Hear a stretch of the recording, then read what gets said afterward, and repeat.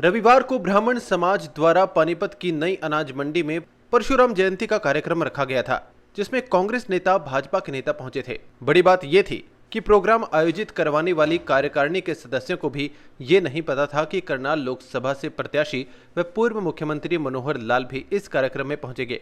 कार्यकारिणी के सदस्यों की तो आंखें उस समय खुली की खुली रह गई जिस समय मनोहर लाल की सिक्योरिटी उनके कार्यक्रम में पहुंची और उसके बाद खुद मनोहर लाल भी वहां स्टेज पर पहुंचे। हालांकि जिस समय मनोहर लाल स्टेज पर पहुंचे तो परशुराम जयंती के कार्यक्रम में मौजूद किसी भी व्यक्ति ने उनका विरोध नहीं किया।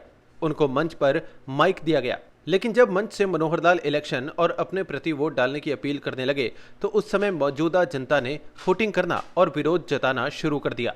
मौके पर मौजूद जनता ने कहा कि यह मंच राजनीति का नहीं है, यहां से आप वोट की अपील मत कीजिए। और इसी दौरान मंच पर मौजूद दूसरे माइक से लोग बोलने लगे कि यह राजनीतिक प्रोग्राम नहीं है। आज तक चुनाव चल रहे हैं और जब चुनाव चल रहे हैं तो कोई भी जो प्रत्याशी होता है, लोकसभा का प्रत्याशी,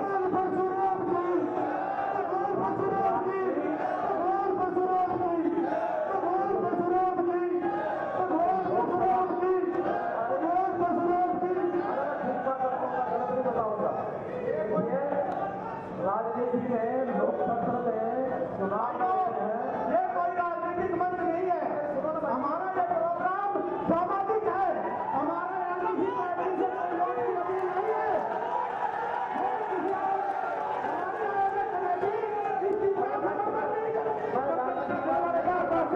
मैं राजनीतिक बात नहीं कर रहा, मैं गैर राजनीतिक बात करूँगा। सुन लो कोई। मैं तो ये कह रहा हूँ क्योंकि चुनाव चल रहे हैं और मैं क्योंकि इस प्रदेश का मुख्यमंत्री रहा 2 वर्ष 9.5 साल, अब नरेंद्र मोदी जी ने, अरे सुनो मेरी पूरी बात सुनो, आप ही कहोगे मैं ठीक कह रहा हूँ।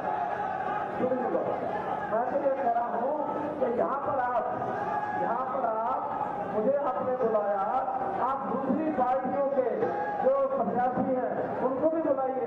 सर्व ब्राह्मण समाज के प्रधान राम रतन शर्मा ने कहा कि परशुराम जन्मोत्सव एक सामाजिक मंच था, वहां पर राजनीतिक बातें नहीं करनी चाहिए थी। राम रतन शर्मा ने कहा कि मनोहर लाल खट्टर को मंच पर नहीं बल्कि मंच से नीचे उतरकर लोगों से बातचीत करनी चाहिए थी।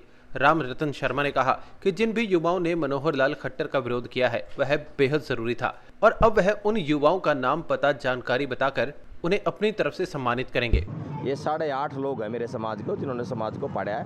वहाँ उन्होंने झूठ बोलकर खट्टर जी को वहाँ पर बुलाया और फिर उसका विरोध किस वजह से हुआ? इसी वजह से हुआ कि उन्होंने कहा था कि नॉन पॉलिटिकल हमारा प्रोग्राम है और वहाँ अपील कर रहे, वहाँ पंडित राजेंद्र लधाना जी जो बीजेपी के नुमाइंदे हैं, पदाधिकारी हैं, वो अपील कर रहे वोट देने के। और खट्टर जी ने कहा कि मेरे को यहाँ बुलाया गया है और तथाकथित प्रधान ने कहा कि भाई हमने नहीं बुलाया है। इस वजह से वहाँ ब्राह्मण समाज ने उसका विरोध कर दिया कि भाई खट्टर जी वहाँ आकर स्टेज के ऊपर अपील करने लगे वोटों की। जब नॉन पॉलिटिकल प्रोग्राम है, भगवान परशुराम का जन्म उत्सव है, तो पॉलिटिकल राजनीतिक आदमी का क्या मतलब है? लेकिन मैं ये कहता हूँ कि भाई जैसे विरोध किया, जैसे वहाँ नारे लगे हैं, ये नहीं होना चाहिए था। जिसने वो बुलाया था उसने बात करनी चाहिए थी कि खट्टर साहब आपने हमारे समाज को फरसे से गर्दन काटने की बात की थी। आपके कार्यकाल में प्रश्न पूछा गया, काले ब्राह्मण को शुभ बताया गया। आपके कार्यकाल में हमारे ऊपर गाना बना।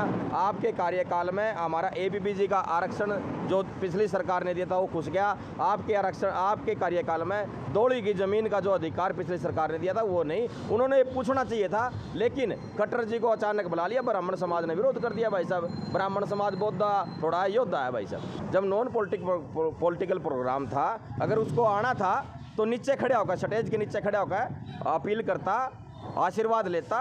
वो जनता की मर्जी थी कि वो आशीर्वाद देते या नहीं देते, लेकिन वो तो माला डाल के वही फरसा जिससे उसने गर्दन से काटने की बात करी थी, वही फरसा उसको दोबारा गिफ्ट कर रहे हैं। इसका मतलब तो ब्राह्मण समाज की गर्दन कटवाना चाहते हैं वो लोग।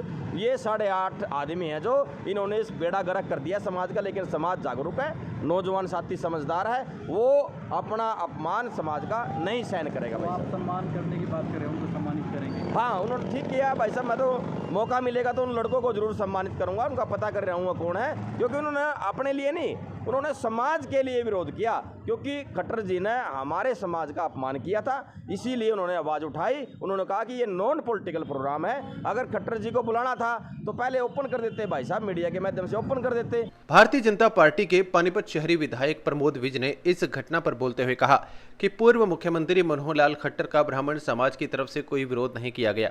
प्रमोद विज ने कहा कि कार्यक्रम में 1-2 शरारती तत्व थे जिन्होंने ऐसी हरकत की। ऐसा है कि ब्राह्मण समाज पूर्णतया भारतीय जनता पार्टी के और मनोहर लाल जी के और मोदी जी के साथ है। उस दिन ऐसा कुछ नहीं हुआ, कहीं ना किसी सभा में या किसी गांव में कोई शरारती 1-2 लोग आ जाते हैं बीच के अंदर, वो उनका पर्सनल मत होता है। नहीं तो मैं आपको बताना चाहूँगा, ब्राह्मण समाज पूर्णतया, मुझे भी उनका न्योता 2-3 बार न्योता आया था, उन्होंने मान सम्मान के साथ सबको बुलाया हुआ था। और निश्चित तौर पे हरियाणा का पूरा ब्राह्मण समाज इस समय मनोहर लाल जी के साथ है। मनोहर लाल खट्टर के विरोध का वीडियो वायरल होने के बाद अब विपक्ष भी भारतीय जनता पार्टी को आड़े हाथों ले रहा है।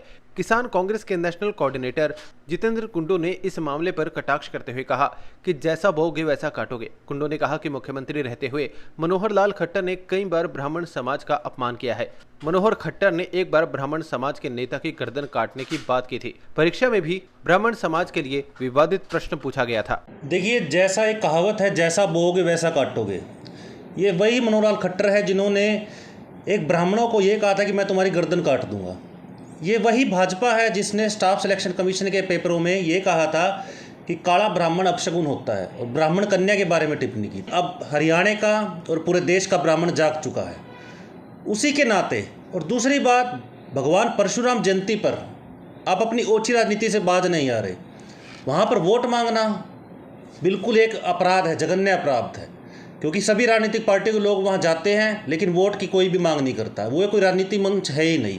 लेकिन भाजपा सत्ता के नशे में इतनी डूब चुकी है कि इन्हें सभी मंच अपने लगते हैं और ये वोट मांगने की कोशिश करते हैं।